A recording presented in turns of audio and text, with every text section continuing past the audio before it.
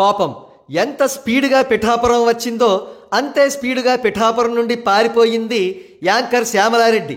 అంతేకాదు యాంకర్గా తన కెరీర్ను కూడా సర్వనాశనం చేసుకుంది ఈ శ్యామలారెడ్డి. వివరాల్లోకి వెళదాం.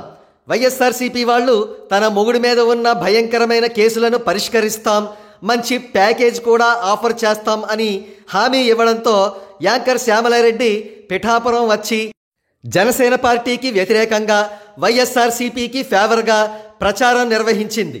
అంతేకాదు ఒక వైఎస్ఆర్సీపీ మీడియా హౌస్లో ఇంటర్వ్యూ ఇస్తూ ఒక పనికిమాలిన కథ ఒకటి చెప్పింది. ఆ కథలో క్యారెక్టర్లుగా తోడేలుగా చంద్రబాబు నాయుడు గారిని, గుంటనక్కగా పవన్ కళ్యాణ్ గారిని అభివర్ణించింది. అయితే ఈ యాంకర్ శ్యామలారెడ్డి మహాపతివ్రత అయి ఉంటే తను చెప్పిన కథలను నమ్మేవారేమో జనాలు. కానీ తన వెనకాల ఉన్న భయంకరమైన బొక్కలన్నీ బయటకు తీయడంతో శ్యామలారెడ్డి బెక్కమొహం వేసింది.